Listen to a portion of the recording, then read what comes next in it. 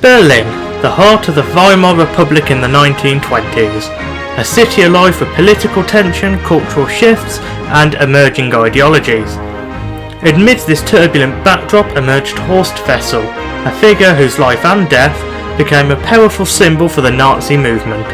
Berlin in this turmoil would play host to Wessel's political life.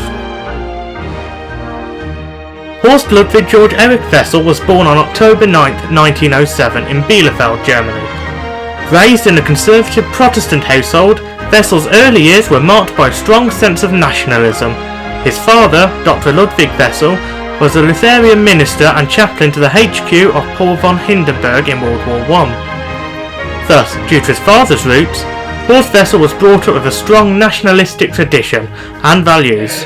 Furthermore, his father's subsequent death also taught Wessel the meaning of sacrifice for the German fatherland, both enforcing the value system he was brought up under and cemented Wessel's path towards German nationalism. In his youth, Wessel became involved in nationalist student groups, being active in both the Bismarck Bund, the paramilitary of the DNVP, and the Viking Youth Organisation. Wessel, however, felt these groups lacked any radical zeal and thus was left disappointed.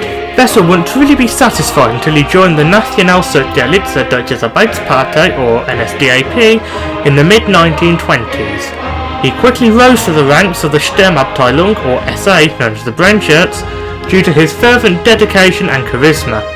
When joining the group in autumn 1926, Wessel stated, "Bismarck Bund, that was fun and games. Viking, that was adventure, stirring up putschers playing soldier.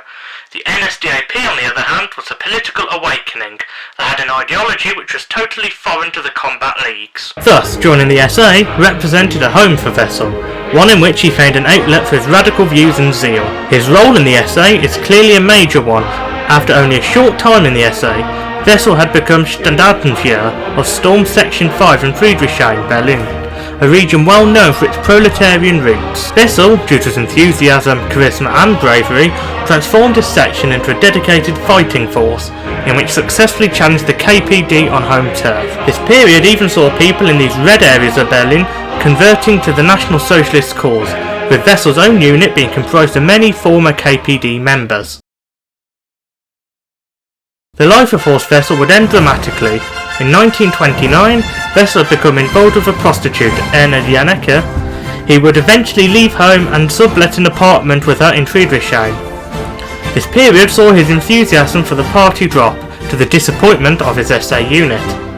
In addition to this, living on the poverty line as a construction worker, combined with the death of his brother during a skiing accident, hastened the decline in his physical and mental condition. The death of Horst Wessel remains today shrouded in mystery, especially due to the distortions produced by both the Nazis and the KPD in relation to the event. The criminal trial reveals that Wessel's landlady, Frau Salm, set up the killing, being a widow of a KPD Frontkämpferbund member. Salm, annoyed by Wessel's SA meetings, turned to members of the KPD for help. Ali Hurler shot Wessel outside his Friedrichshain apartment, leaving him in a pool of blood. Wessel remained there for an hour until medical assistance arrived. Wessel did not die when he was shot, lying in hospital until he passed on the 23rd of February 1930. The Nazi leadership seized upon his death, transforming Wessel into a martyr whose life was mythologized in Nazi propaganda. Now we have established the background of Horst Wessel, we can evaluate his use as a symbol and martyr for the Nazis. For Joseph Goebbels, this acted as the perfect opportunity to craft one of the most notorious martyrs in Nazi ideology. The significance of his death to Goebbels can be visualised through his article in Der Angriff. "His earthly remains lie here mute and silent, but I feel it in my bones, I'm absolutely sure of it. His soul was resurrected, to live among us all, he is marching in our columns." This is significant, as this shows that reports on rallies around this period of time focus on establishing these martyr figures into the lives of the people, but also gain support from them by discrediting their enemies. In this instance, the symbol of sacrifice and resurrection emerged to the surface, with the perpetuation that those who sacrificed themselves for the regime would march on together in spirit being key. With the sacrifice, Goebbels perpetuates that such individuals would transcend into the heavenly realm for their righteous deeds, and would be acting as an honourable role model in which for the German people aspired to be. This emphasis that Goebbels puts on the soul and its resurrection, despite the body being mute and silent, acutely reflects the foundational belief that death and resurrection had on the Nazi conscience. The photo on screen highlights this element. At Wessel's funeral, the sun shone through the dark clouds and illuminated the swastika flags, which began to wave in a light breeze. It is at this funeral rally in which we can see all the symbolic elements mentioned so far combined to create a spectacle steeped in ideological meaning. The slow illumination of physical elements emphasised these to the spectators, showing in contrast to the dark clouds in which was also present, that the Nazi regime and ideology offered hope and progress for the German people. This, in combination with the crowd in unison saluting the coffin, makes for a community feel and mass commemoration of the martyr. Additionally, this utilisation of light adds to the wider religious aspect, perpetuating that Wessel, upon his passing, had passed over from the realm of the mortal to heaven, with his resurrected spirit offering guidance to the everyday German. It is thus when all these elements at a rally come together, the Nazis were able to successfully perpetuate their ideological messages, but also push the values of death, sacrifice and resurrection, wanting to show that no German would die in vain as long as it was for the Nazi cause. The main way in which Wessel was utilised as a martyr symbol can be illuminated when observing the prism of music. Wessel, before his death, wrote a poem which later became the co-national anthem of Germany alongside Deutschlandlied. This is key when visualising how the Nazis allowed the memory of martyr symbols to remain potent throughout their time in power. Through its utilisation as co-national anthem, the Horst Wessel Lied was a key component in rallies.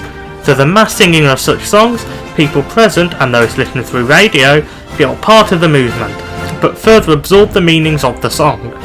From Riefenstahl's triumph of the will at the 1934 Nuremberg rally, radio broadcasts, and use at other mass events, the Horst Wessel Lied permeated through everyday life, providing its political messaging and ideals to millions of Germans. Through the ease of reproduction and its memorable nature, songs were a key way in which messaging could be carried and portrayed outside of physical symbolism.